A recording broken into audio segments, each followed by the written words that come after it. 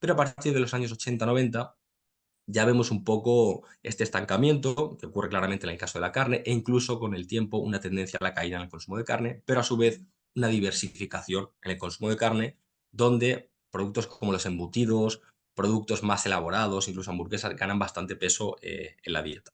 Ujú. Entonces, utilizando estos dos modelos alimentarios, estos dos modelos de consumo alimentario con la carne, creo que se dialoga muy bien con la literatura. Claro, yo esto que estás diciendo me estaba acordando de cuando yo era niña.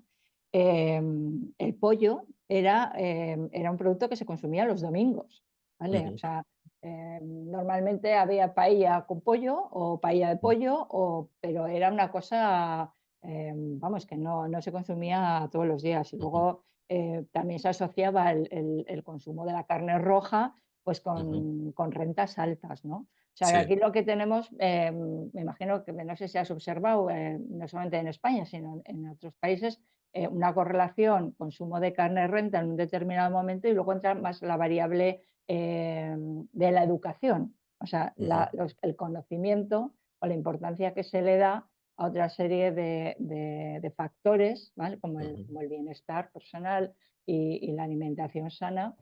ujú.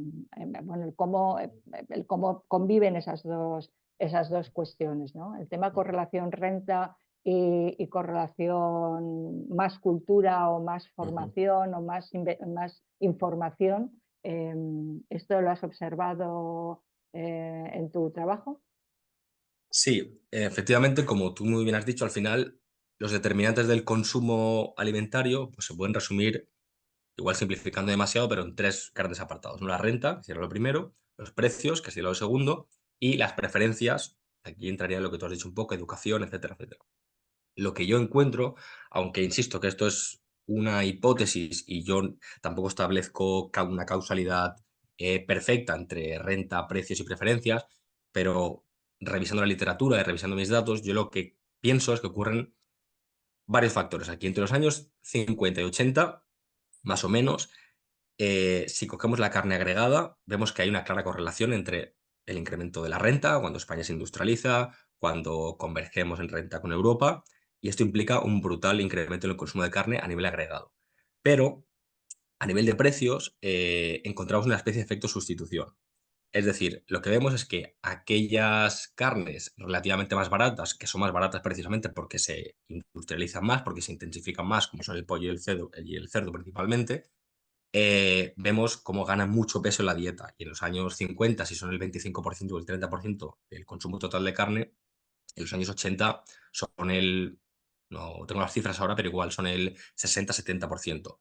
Y tiene toda la pinta de que esto, los precios relativos de estas carnes que son menores, por el incremento de la productividad de sus sectores, implica este efecto sustitución. Y a su vez, el vacuno y el ovino, siempre en términos medios, en términos nacionales, eran bastante importantes en los años 50 y 60 en la dieta, pierden mucho peso. Y de hecho, la carne de ovino prácticamente ha desaparecido en la dieta española.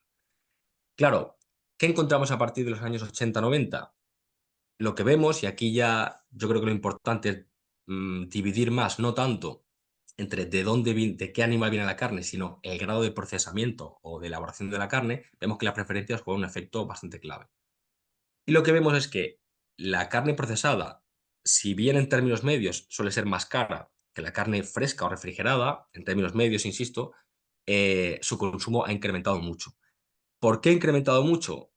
Mi principal hipótesis es que básicamente se explica por varias cosas. Primero, por una cierta emigración rural-urbana. Es decir, el consumo de embutidos, que normalmente estaba más asociado a las zonas rurales, cuando vemos estas emigraciones rural-urbana en los años 50-60, implica que estos nuevos consumidores que venían de zonas rurales quieren continuar consumiendo carne procesada, embutidos principalmente, y la oferta se adapta muy bien a esta demanda, con mucha campaña de marketing también, y nos ofrece en los supermercados esta carne procesada, digamos, embutidos ya no tanto de charcutería, aunque la charcutería sigue teniendo bastante peso, sino sobre todo en supermercados, pues jamón en lonchas, etcétera, etcétera, y este tipo de carne procesada gana mucho peso porque hay un cambio en las preferencias debido a esta migración rural urbana. Entonces, esto sería un poco eh, mis principales hipótesis a por qué, cómo la renta, los precios y las preferencias tienen un impacto, digamos, en los distintos tipos de carne consumida, así muy a grandes rasgos.